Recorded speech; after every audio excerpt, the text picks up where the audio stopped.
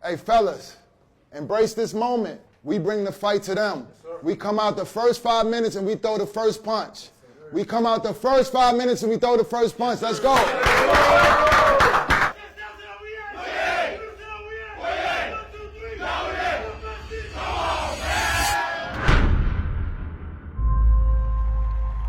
I never knew what basketball could do for a country until I was a part of this. Well, around the world, South Sudan has come to be known for its struggles in its first decade of independence, but it's also managed to make its way to the international basketball scene. African basketball is different. You definitely have to teach mental toughness and physicality. Teams were saying in the beginning that we weren't physical, we're not strong enough to keep up with the way basketball is played in Africa. People saying, oh, you guys play fast, you play fast. And I said, why not? World Cup. Oh, fire! So much emotion. We don't have just one guy. If someone doesn't have a good night, best believe that it's 5 other guys that are capable of having, one of those type of nights. Don't get comfortable. Strive for greatness. Keep on competing. 20 more minutes, we close this thing out. And stay together. Stay the course. We're competing for the top spot to qualify for the World Cup. For people here, it's the first time ever that a team might go to the World Cup. They've seen their team beat Egypt, Congo, Tunisia. They've never seen it. In such a short period of time, we were able to go from 40-something to being the #1 team in Africa.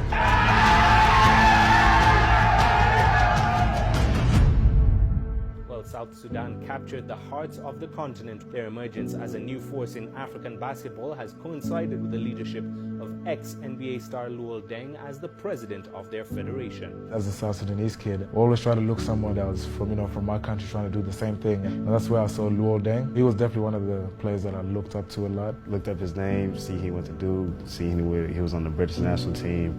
I was like, wow, I gotta figure out a way to be like him. It's one thing for people to say, what they do for where they're from, but he's doing it for a country. He's a natural born leader. He trusted me with something that was so precious to him. To hear these guys' stories of going to refugee camps and displaced from their family, I couldn't imagine living that.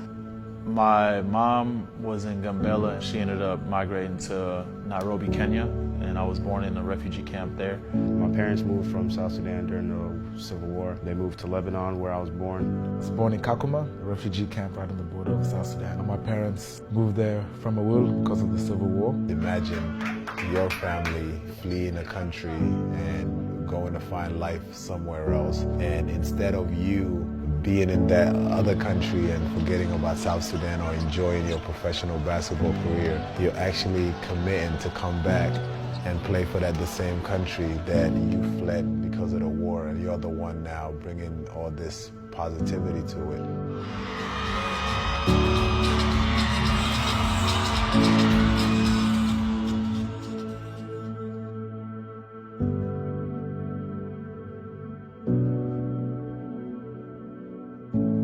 A nation is born. The symbol of sovereignty and identity flies for the first time. They celebrate their long-awaited independence, marked by 2 civil wars over 5 decades and countless lives lost. South Sudan has been in the longest civil war in Africa. We finally got our independence in 2011. After that time, there's been a lot of internal conflict, wars between different factions, different tribes. I really had a hard time with my country not being recognized, being in the news for the negative things.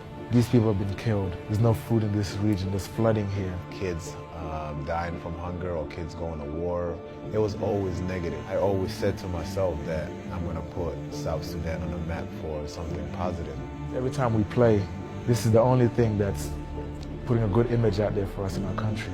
To be able to get the chance to represent your country on a global stage is probably second to none. We're trying to fight for something. We're trying to be, recognized, be seen in the world as, human beings. Win or lose, we're out there representing South Sudan. We're out there changing the narrative. It's a lot going on in that country. Through basketball, we're connecting the dots. I want these guys to realize what sports does for the country. The sports is going to be the vehicle of unity. We were able to bring people together. we're fighting for something else. We're fighting for peace. We're fighting for each other. We're trying to build as one. It doesn't matter what tribe you're from. We're bringing in guys that are representing South Sudan. It's literally washing that tribalism mindset away. And that's how it should be overall everywhere, not just in South Sudan. Whether it's government, sports, or anything, you pick the best individuals to get that job done.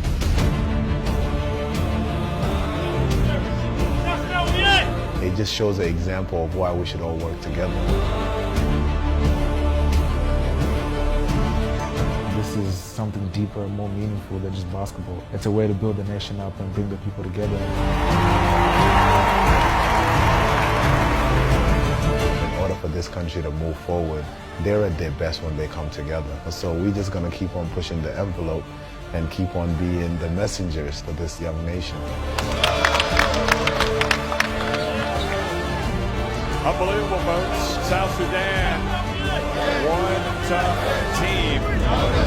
Come on, man.